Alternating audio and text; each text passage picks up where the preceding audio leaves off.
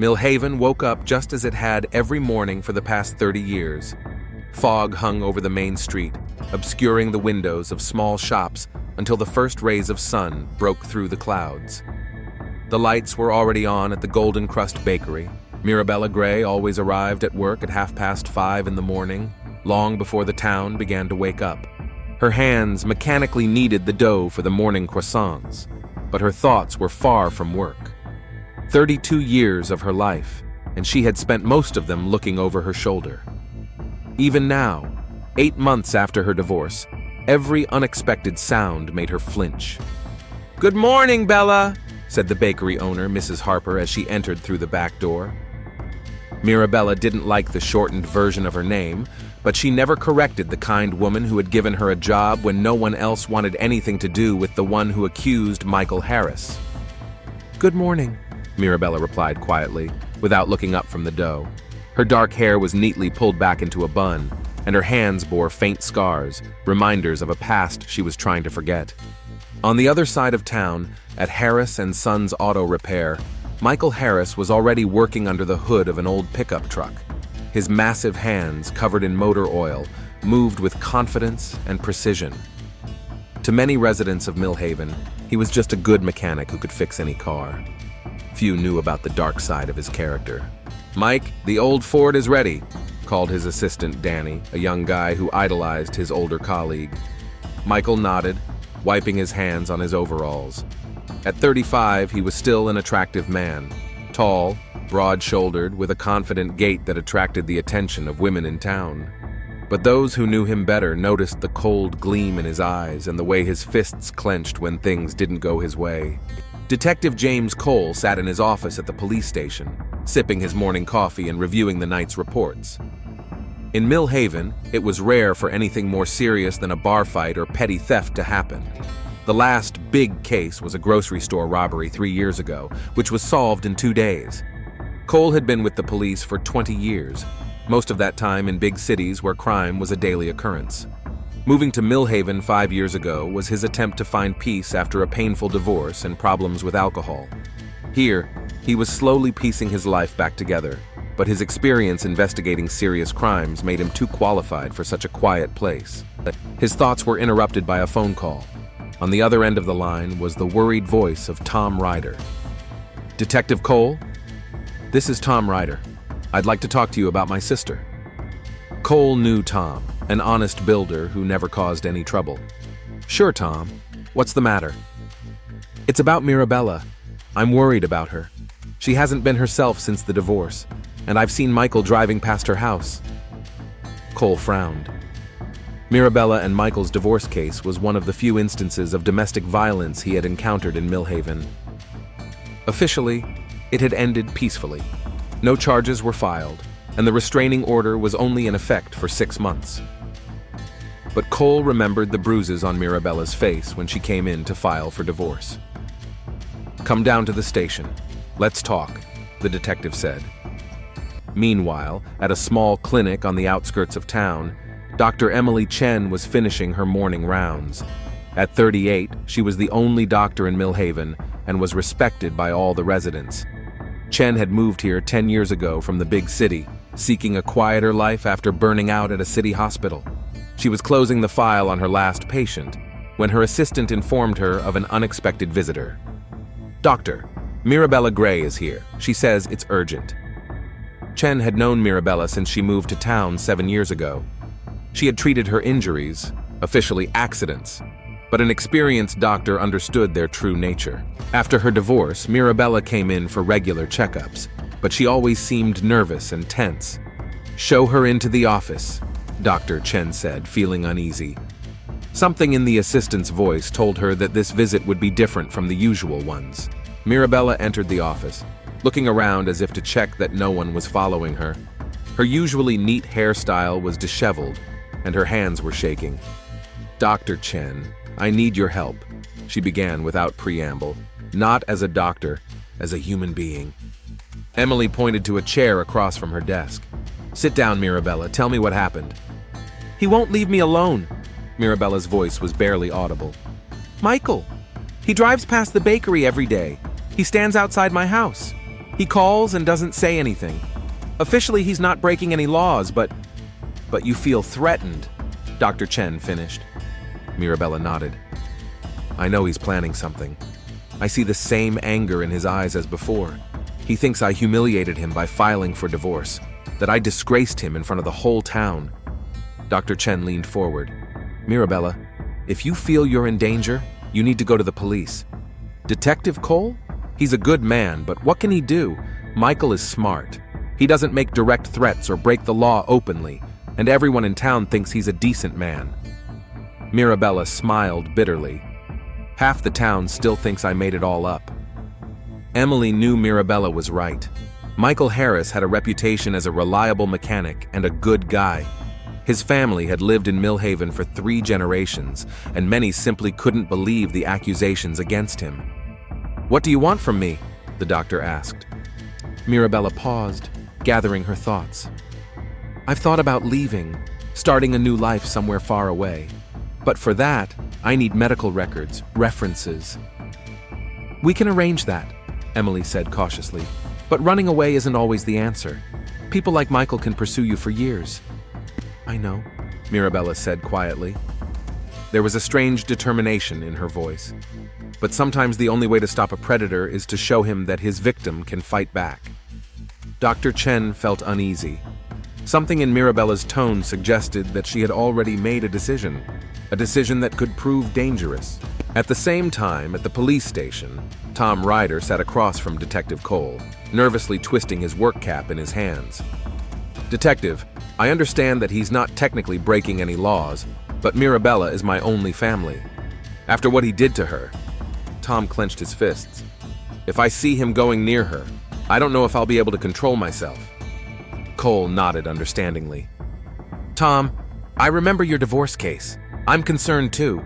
Michael Harris has all the signs of someone who can't let go of control. Then what can we do? Until he does something illegal, my options are limited. But I'll patrol the area more often, and I'll ask Mirabella to keep a diary of all his activities, in case we need to file a new restraining order. Tom stood up. Thanks, Detective. I just have a bad feeling about this. Mirabella has been acting strange lately. It's like she's planning something. After Tom left, Cole sat for a long time, thinking about the conversation. His years of experience told him that the situation was developing in a dangerous direction. He had seen similar cases before, when the tension between former spouses reached a critical point. Something irreparable often happened. The rest of the day in Millhaven passed as usual. Mirabella worked at the bakery, trying not to think about tomorrow. Michael repaired cars in his workshop, but his thoughts kept returning to his ex-wife. Detective Cole made his usual patrol rounds, but now he paid special attention to Mirabella's house and the area around the bakery. When the sun set below the horizon, and Millhaven was enveloped in its usual evening silence, no one could have guessed that the peaceful life of this small town was about to be shattered forever.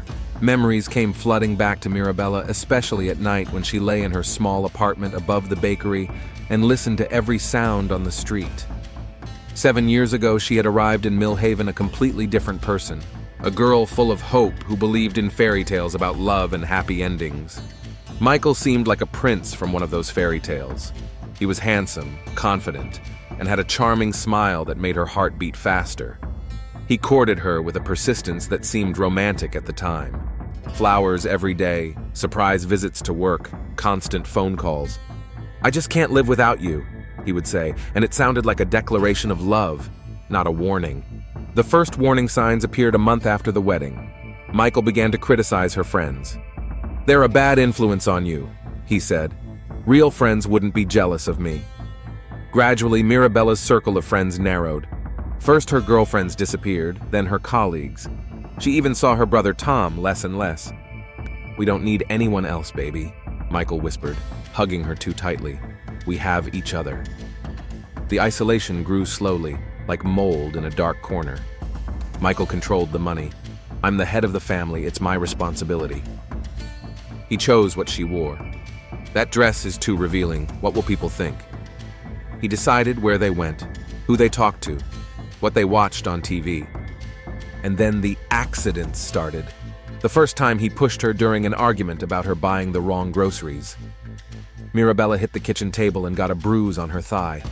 Michael was horrified by what he had done, cried, begged for forgiveness, and swore it would never happen again. He was so sincere in his apologies that Mirabella believed it was really an accident. But the accidents kept happening. A punch in the stomach when she answered the phone, wrong. A slap for talking too long to the salesperson at the store. Bruises on her arms from hugs that were too tight when he was showing her how much he loved her. And every time, there were apologies, flowers, and promises. "I didn't mean to, baby. You just upset me sometimes. If you were more careful..." Dr. Emily Chen remembered the first time she saw Mirabella in her office 3 years ago. The young woman came in with a sprained wrist, the result of an unfortunate fall down the stairs. But the doctor's experienced eye immediately recognized the nature of the injury. Emily had seen hundreds of such falls over the years. "How did this happen?" the doctor asked cautiously, examining the swollen wrist. "I slipped at home," Mirabella replied quickly without looking up. "Silly, isn't it? Michael says I need to be more careful." Emily noticed how Mirabella instinctively cringed at the mention of her husband's name. She noticed the old scars on her arms, carefully hidden under long sleeves.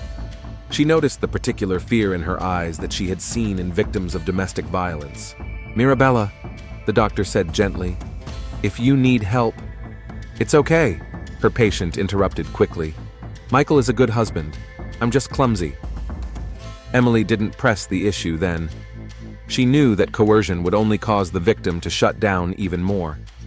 But she remembered that case and all of Mirabella's subsequent visits, with bruises on her ribs, fell off my bike. A cut on her lip, hit my mouth on the door. A bruise on her neck, turned awkwardly in my sleep. The turning point came a year and a half ago. Mirabella arrived at the clinic after closing time, beaten so badly that she could barely stand. She had a concussion, 3 broken ribs, and numerous bruises. "He thought I was cheating on him," she whispered barely audibly as Dr. Chen treated her wounds. "A salesman in a store smiled at me, and Michael decided there was something going on between us." Emily worked silently, but her hands were shaking with rage.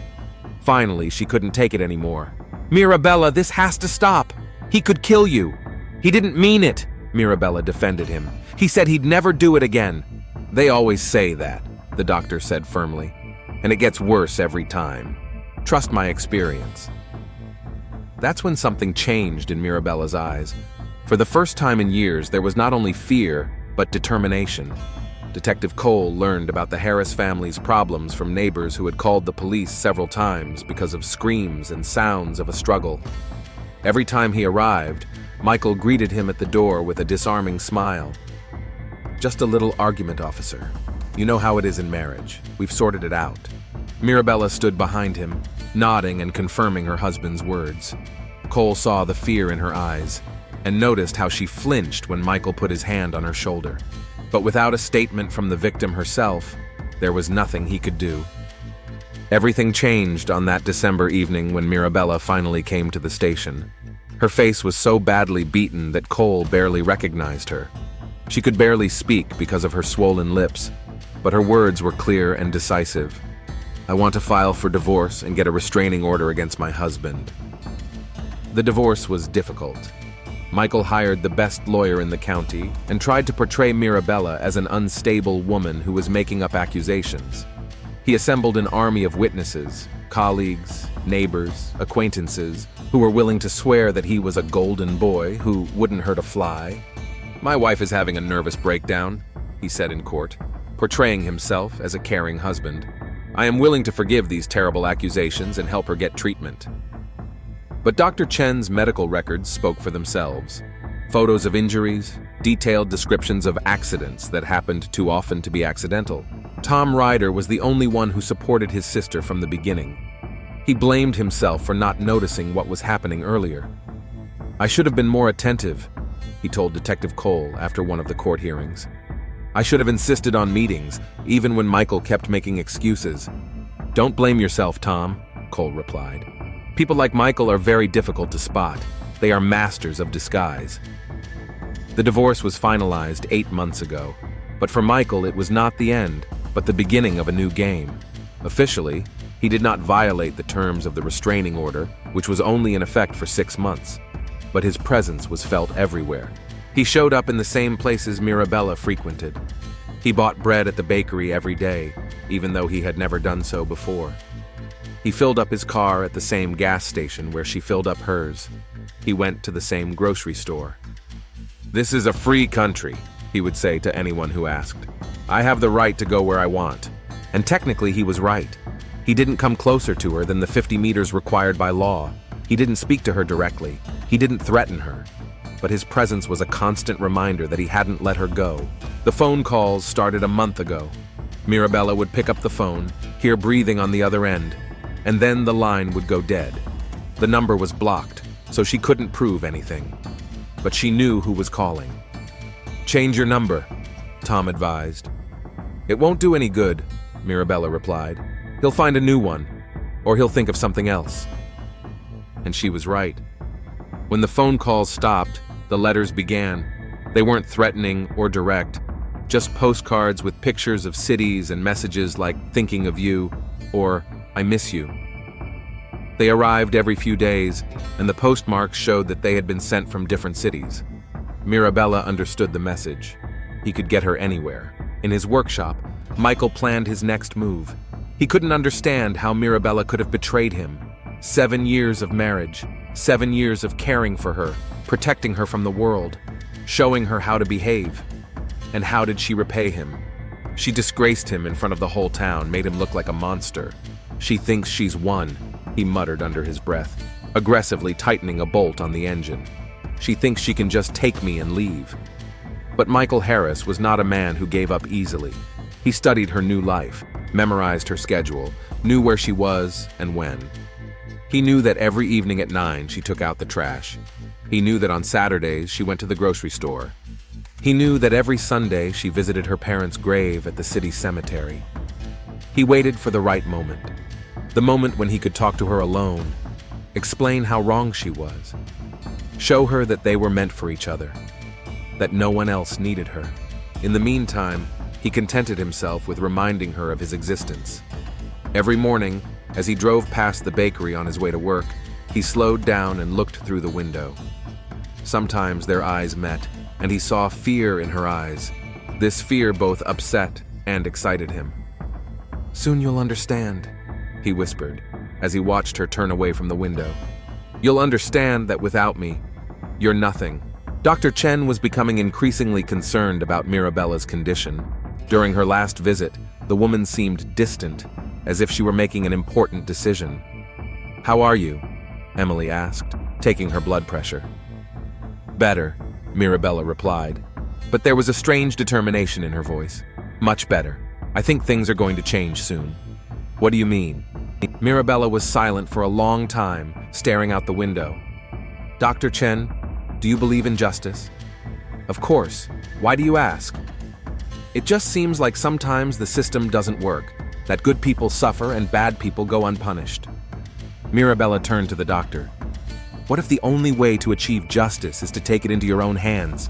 Emily felt a chill of alarm. "Mirabella, if you're thinking about revenge..." "Not revenge," her patient interrupted. "Protection, making sure he can never hurt anyone else again."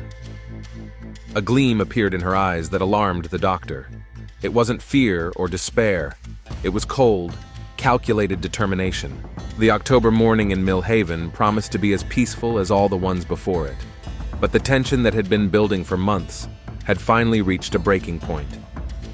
Mirabella woke up at 4 a.m. to the sound of breaking glass downstairs in the bakery.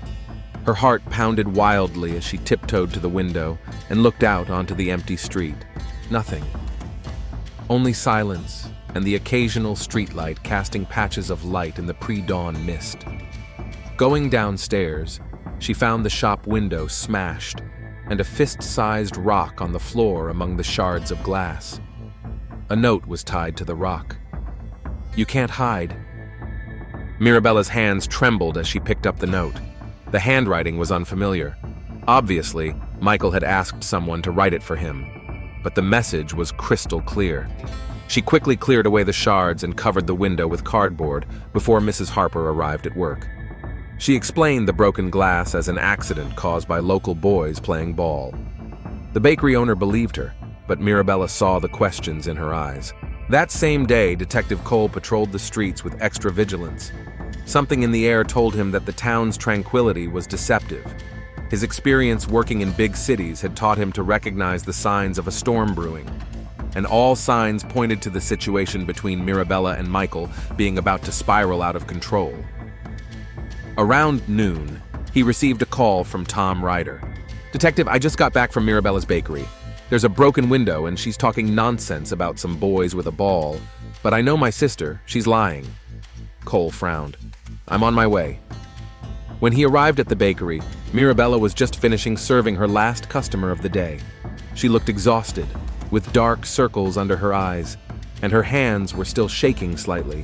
"Mirabella, I'm told you've had some trouble with your window," the detective began gently. "Nothing serious," she replied quickly, without looking up. "Just an accident." "What's this?" Cole pointed to the cardboard patch. The size and shape of the hole clearly did not match the ball's trajectory. Mirabella hesitated. Part of her wanted to tell the truth, to ask for help. But another part, the part that had already made up its mind, knew it would be useless. "Detective," she said finally, "if I tell you that Michael did this, what can you do? Do you have any evidence? Witnesses?" Cole was silent. They both knew the answer. "The system doesn't protect people like me," Mirabella continued with a bitter smile. "It protects those who know how to play the game, and Michael knows the rules very well." Mirabella, "It's okay, Detective Cole, really. I'll handle it." There was such determination in her voice that Cole felt a chill run down his spine.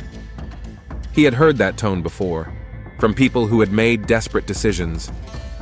Meanwhile, Michael was working under the hood of an old Chevrolet, but his thoughts were far from the repair job. The satisfaction he had felt from his morning message to his ex-wife was gradually giving way to irritation.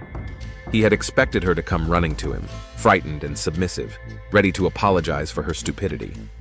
Instead, she continued to pretend he didn't exist. "Boss, are you okay?" Danny asked, noticing that Michael was tightening the bolts too aggressively. "Everything's fine," Michael snapped, but immediately pulled himself together. He couldn't show weakness, even in front of a subordinate. Just tired, lots of work. But inside, he was seething with rage. How dare she ignore him? Didn't she understand that she belonged to him? That without him, she was nothing? That evening, Michael decided to take more decisive action. He knew that every Sunday, Mirabella went to the cemetery to visit her parents' graves. It was the perfect place for a conversation, secluded, away from prying eyes. But when Sunday came, his plans were disrupted by an unexpected visitor. Tom Ryder appeared in the workshop with a grim expression on his face, and his hands clenched into fists. "Harris, we need to talk." Michael straightened up, wiping his hands on his overalls. Tom was a big man. Years of construction work had made him strong and tough, but Michael wasn't used to backing down. "About what?" he asked with feigned indifference. "About my sister, about the broken window, about how you keep following her." "I don't know what you're talking about." Tom took a step forward. "Don't test my patience, Michael. I know it's you, and if you don't leave Mirabella alone..." "What? What are you going to do?" Michael smiled, but a familiar cold gleam appeared in his eyes. "Threaten me? Hit me? Then you'll be the one in jail, not me. Mirabella has been through enough. The divorce is final. Leave her alone." "Mirabella is my wife," Michael hissed. "She was and she still is. A piece of paper doesn't change that. She's not yours anymore, and if I see you near her, this is a free country, Tom. I walk where I want." Tom stared at him for a long time, and Michael saw the struggle in his eyes, the desire to punch him right then and there, despite knowing the consequences. "Just remember my words," Tom finally said and turned toward the door. "And you remember mine," Michael shouted after him. "No one will come between me and my wife." After Tom left, Michael stood in the empty workshop for a long time, seething with rage. Now everyone was against him. His ex-wife, her brother, the police. Even the neighbors looked at him with suspicion. But he had no intention of giving up. If Mirabella thought she could just walk out of his life, she was very much mistaken. That same evening, Mirabella sat in her apartment, poring over the medical reference books Dr. Chen had brought her. Officially, they were about post-traumatic stress and recovery from domestic violence. But tucked between the pages were materials of a completely different nature. Information about medications, about their interactions, about dosages, about how some substances that seem harmless at first glance can become deadly under certain conditions. Mirabella was not a stupid woman. Years of working as a pastry chef had taught her precision in proportions, an understanding of chemical reactions, and knowledge of how different ingredients interact with each other. Applied in a different field, this knowledge could have had completely different results. A knock at the door made her jump. Quickly hiding her reference books, she went to the window and peered out cautiously. An unfamiliar man in work clothes was standing on the doorstep. "Who is it?" she asked, without opening the door. "Courier service. A package for Mirabella Gray." "I didn't order anything." "It says here it's a gift." From an admirer. Mirabella's heart skipped a beat. She knew who could have sent the gift, but refusing to accept the package meant showing fear, and fear only fueled Michael. "Leave it at the door," she said. When the courier's footsteps faded, Mirabella waited another half hour before opening the door. On the doorstep lay a small box wrapped in bright paper. Inside, she found a porcelain figurine, a bride in a white dress. But the doll's head was broken off, and a note was attached to the box. "Soon you will understand what you mean to me." Mirabella stood there for a long time holding the broken figurine. The symbolism was crystal clear. Michael was showing her that he could break her at any moment, that she would remain his bride forever, dead or alive. But instead of fear, Mirabella felt a cold rage. Enough. She had been a victim for too long. She had allowed him to control her life for too long, even after the divorce. She picked up the phone and dialed Dr. Chen's number. "Emily? It's Mirabella. I need to see you today." "Of course, what's wrong?" "I'm ready." There was such determination in Mirabella's voice that Dr. Chen immediately understood that a turning point had been reached. They met at the clinic after hours. Emily locked the door and led Mirabella into her office. The woman looked different, not like a broken victim, but like someone who had made a decision. "I can't live like this anymore," Mirabella said without preamble. "He'll never stop. He'll never leave me alone. And every day he gets more aggressive." She told her about the broken window, the statue, the constant feeling that she was being watched. Emily listened silently, understanding where the conversation was going. "What do you want to do?" the doctor asked cautiously. Mirabella took a deep breath. "I want to disappear, forever, so that he thinks I'm dead. And then I want him to pay for everything he did to me and other women." "Mirabella, that's crazy. If you get caught." "And if you don't get caught?" Mirabella's eyes burned with determination.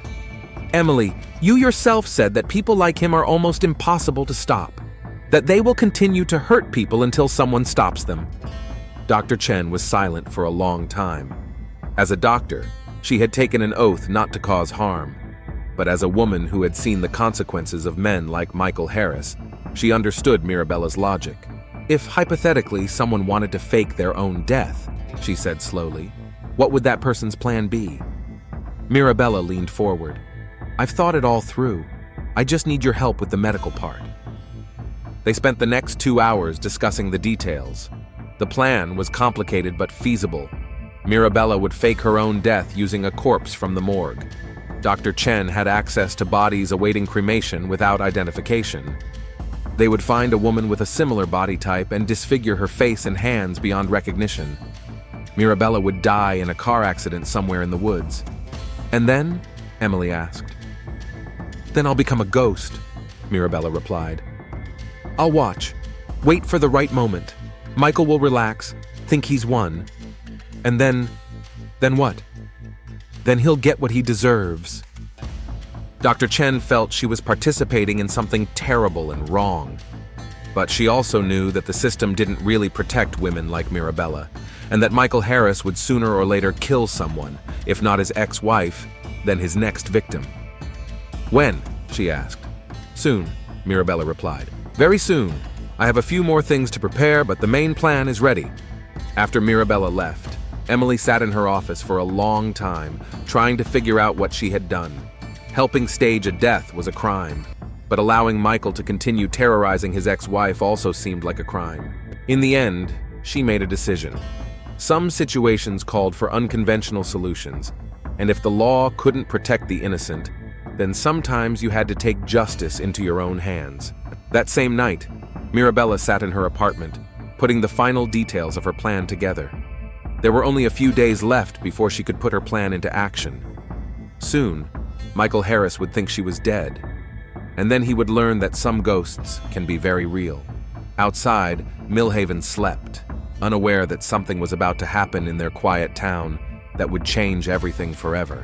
The dawn of October 15th began with the scream of Billy Thompson, a local fisherman who discovered an overturned car in Miller Creek, 3 miles from town. The old blue sedan lay upside down in shallow water, and an arm in a familiar yellow sweater protruded from the shattered windshield. Detective James Cole arrived at the scene 20 minutes after the call. His stomach clenched when he saw the license plate. It belonged to Mirabella Gray. "What do we have?" he asked Officer Jenkins, who was the first to respond to the call. "Looks like an accident, sir. Judging by the skid marks, the car veered off the road on a bend. It was traveling at high speed." Jenkins pointed to the long black skid marks on the asphalt. "The body is trapped in the car. The face is badly damaged." Cole carefully climbed down to the stream. The water was cold and came up to his knees. He looked into the mangled interior of the car and saw the body of a woman trapped between the seat and the steering wheel. The yellow sweater Mirabella had worn the day before yesterday at the bakery. Dark hair, soaked with blood. Her face was so badly disfigured that identification was impossible. "Call the coroner," he ordered, "and the crime scene investigators. I want a complete picture of what happened." While the team of experts processed the accident site, Cole studied the circumstances. The road was familiar. Mirabella often took this route to visit her parents' graves at the cemetery. The turn was indeed dangerous, especially in rainy weather, and it had rained heavily the night before. But something bothered the detective. Mirabella was a careful driver. In 7 years of living in the city, she had never had a single violation. Why was she driving so fast on a dark, rainy night? Coroner Dr. Wilson arrived an hour later. A heavy-set man of middle age, he had been working in the county for 20 years and had seen it all. But when he examined the body, his face grew grim. "Jim, something's not right here," he said quietly to Cole, pulling him aside. "What do you mean?" "The nature of the injuries. Yes, it was a serious accident, but the damage to the face and hands is too extensive. It looks like someone deliberately mutilated the body after death." Cole frowned. "Are you sure?" "Not yet. We need a full examination. But I have a lot of experience, and this looks suspicious." At that moment, in another part of town, Michael Harris received the news of his ex-wife's death from Danny, who had heard about the accident on his father's police radio. "Boss, have you heard? Mirabella Gray was killed in a car accident." Michael froze, the keys in his hands. "What?" "Yes, the car was found in a creek this morning. They say she's dead." Michael's first reaction was shock. Real, genuine shock. No matter how angry he was with Mirabella, no matter how much he wanted to control her, he never wanted her dead. She was his obsession, his property. And now? But the shock was quickly replaced by another feeling. Panic. If the police investigated Mirabella's death, they would inevitably find out about his stalking, about the broken window, about the threatening notes. He could be charged with murder. "Danny, finish up with that car," he said sharply. "I have to run some errands." Michael spent the rest of the day trying to establish an alibi. He talked to his neighbors, mentioning that he had been home watching TV the night before. He went to a bar, ordered a beer, and loudly discussed the football game he had supposedly watched the night before with the bartender. But when Detective Cole arrived at his house that evening, Michael realized that his worst fears had come true. "Michael, I need to ask you a few questions about Mirabella," said the detective, standing in the doorway. "Of course, come in." Michael tried to appear calm, but inside he was boiling. What a terrible tragedy. Who could have thought? "Where were you last night between 8 and midnight?" "At home." watching the game on TV. Michael met Cole's gaze without flinching. Is there a problem? It was an accident, wasn't it? We're still investigating the circumstances. Cole wrote something down in his notebook. Michael, we understand that you had a difficult relationship with your ex-wife. That's in the past. We've had virtually no contact since the divorce. But you were seen near the bakery and near her house. Michael shrugged. Millhaven is a small town. It's hard to avoid people, even if you want to. Cole studied his face, looking for signs of deception. Michael appeared confident, but the detective noticed small details.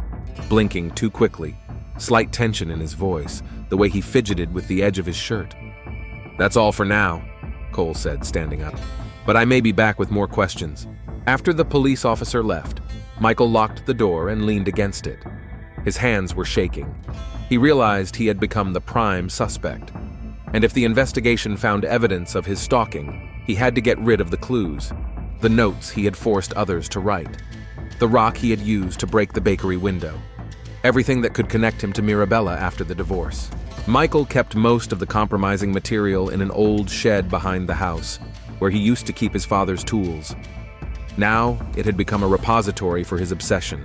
Photos of Mirabella taken in secret, copies of her schedule that he had compiled over months, even a few items of her clothing that he had stolen from the laundry.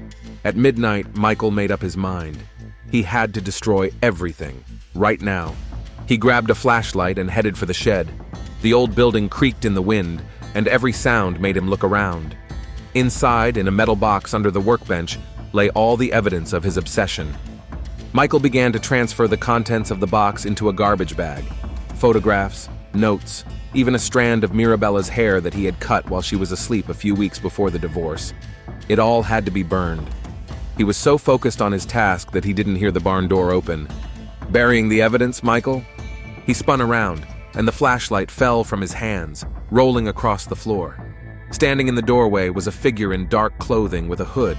The voice was familiar, but it couldn't be. Mirabella, he whispered, feeling the hairs on the back of his neck stand on end. The figure took a step forward, and the moonlight illuminated her face. It was indeed Mirabella, alive, unharmed, with a cold gleam in her eyes. "Surprised to see me?"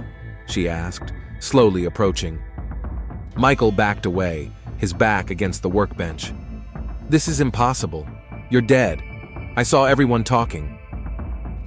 "Everyone says what they're supposed to say," she said, her voice calm, almost indifferent. "It's amazing how easy it is to fool people when you know what they want to see." How did I fake my death?" Mirabella smiled. "Turns out I have a talent for planning. Who would have thought?" Michael tried to move toward the door, but Mirabella blocked his way. Something glinted in her hand, the knife from her bakery. "You can't just walk away, Michael. Not after everything you've done." "Bella, let's talk. I know I was wrong. I've changed. We can start over?" She laughed, but there was no warmth in it. "Like in a romantic movie?" "I'm sorry, Michael, but some things can't be forgiven." He tried to rush for the door, but Mirabella was ready.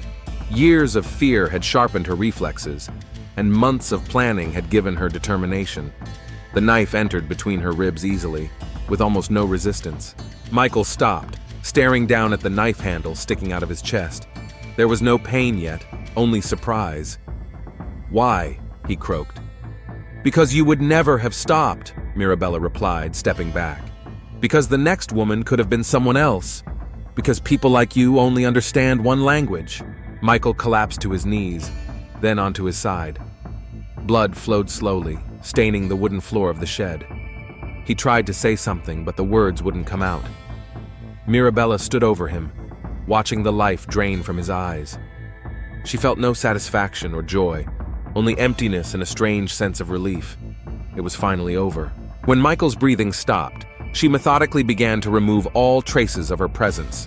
She would take the knife with her. It would have to be dissolved in acid. She wiped her fingerprints with a rag. She also took the bag of evidence. Its contents could be useful in creating a suicide scenario. 2 hours later, Mirabella left the barn, leaving Michael's body among his trophies. By morning, she was far from Millhaven, But her work was not yet done. She had to wait for the body to be discovered, then return under a new identity and watch the investigation unfold. Michael Harris's body was found by his assistant Danny the next morning when he came to pick up the tools. The young man's scream woke up half the neighborhood. Detective Cole arrived at the scene with a heavy heart. First Mirabella, now her ex-husband. 2 deaths in 2 days in a town where nothing had happened for years. "What do we have?" he asked Coroner Wilson. "A stab wound to the chest. A clean shot between the ribs, the knife went straight through the heart. Death was instantaneous." Wilson took off his gloves. "Time of death is approximately between midnight and 2 a.m. Cole looked around the shed. There were photos of Mirabella scattered everywhere, her personal belongings, her schedule. The picture was clear. Michael had been stalking his ex-wife, and much more seriously than anyone had thought. "Looks like suicide out of guilt," said one of the officers. "His wife dies in an accident, and he can't live with the thought that he drove her to it." But Cole shook his head. "A stab wound to the chest is an extremely rare method of suicide, and there's no entry angle. This is murder." "Then who?" Cole looked around the barn, trying to imagine what had happened here that night. Michael had come to destroy the evidence. Someone had gotten to him first, someone who knew about his obsession with Mirabella. "Start with the relatives of the victims he was stalking," he ordered. "Tom Ryder will be first on the list. And check everyone who might know where the evidence is." The investigation was just beginning, but Cole already sensed that this case would be more complicated than it appeared at first glance. Too many coincidences, too convenient a timing, and somewhere far from Millhaven, a woman everyone thought was dead was reading the news about her ex-husband's death and planning her return. 2 weeks had passed since Michael Harris's murder, and Detective James Cole felt that the investigation was at a dead end. All logical threads led to one person, Tom Ryder, brother of the deceased Mirabella. He had the motive, the opportunity, and he had openly threatened Michael. But something was bothering the experienced detective. Cole was sitting in his office studying the case files when there was a knock at the door. A middle-aged woman with short red hair and glasses entered, a typical middle-class woman, unremarkable in every way. "Detective Cole?" "My name is Anna Thompson. I'm a reporter for the local newspaper. I'm writing an article about the recent tragedies in Millhaven." Cole looked up from his documents. "Please, have a seat. How can I help you?" "I'd like to know more about the investigation into the murder of Michael Harris. There are rumors in town that you have a suspect." "No official statements have been made yet," the detective replied cautiously. Something about this woman seemed familiar to him, but he couldn't quite place it. "What about Mirabella Gray's death? Are you sure it was an accident?" Cole frowned. "Why do you ask?" "You see, I've been conducting my own investigation. I've looked at the morgue records and talked to people." Anna leaned forward. "What if I told you that the body found in the car didn't belong to Mirabella Gray?" The detective's heart skipped a beat. "What do you mean?" "The official identification was made based on personal belongings and the car's registration number. The face was disfigured beyond recognition. No DNA analysis was performed. Why would they, when all the evidence pointed to Mirabella?" Anna took a folder of documents out of her bag. "But I checked the morgue records for the week before the accident. The body of an unidentified woman of approximately the same age and build disappeared from the cold storage room." Cole took the folder with trembling hands. If this was true, the entire investigation would have to be reopened. "Who are you?" he asked, looking closely at the woman. Anna slowly removed her glasses and wig. Beneath the red strands was familiar dark hair, and the face that the entire town had mourned for 2 weeks looked back at him with a sad smile. "Hello, Detective Cole. I think you know who I am." Cole instinctively reached for his holster but stopped. "Mirabella Gray, you should be dead." "I should be," she agreed, "and to most people I am, but not to you. Not now." "Why? Why are you revealing yourself?" Mirabella took a deep breath. "Because you're going to arrest my brother for a murder he didn't commit, and I can't let that happen." The detective slowly took his hand off his gun but continued to watch her every move intently. "So you killed Michael?" "Yes." "Why?" "Because he would never have stopped. Because the system doesn't protect women like me. Because the only way to stop a predator is to show him that his victim has teeth. Cole tried to make sense of what was happening. How did you do it? The death hoax, I mean. Dr. Emily Chen helped me, Mirabella replied calmly. She had access to the morgue. We took the body of an unidentified woman who matched my description, disfigured her face and hands, dressed her in my clothes, and put her in my car. Then I dumped the car in a creek and disappeared. And Michael?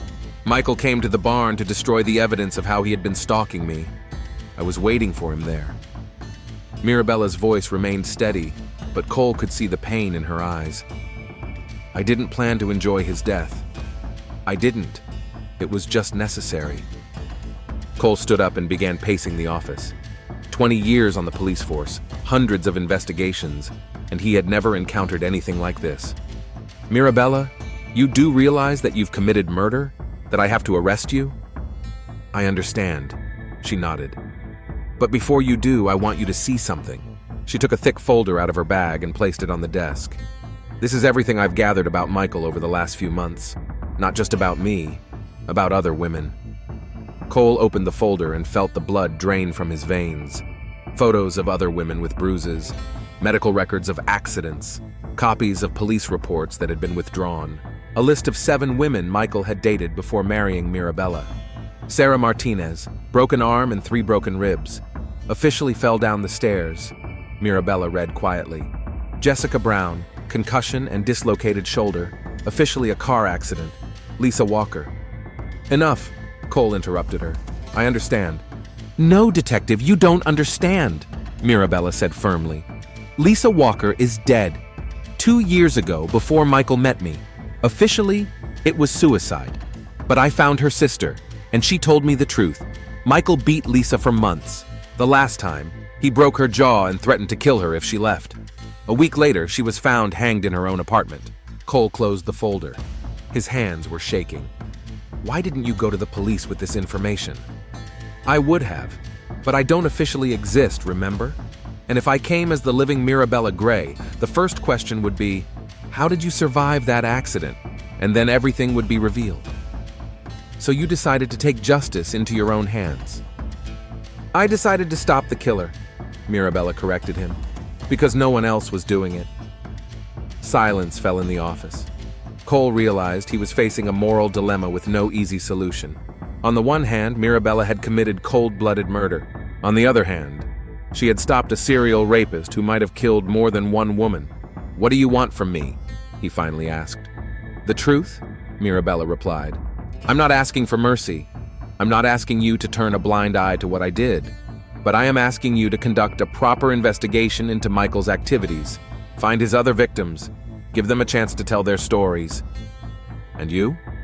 I'll turn myself in. Today. But first, make sure Tom is cleared of suspicion.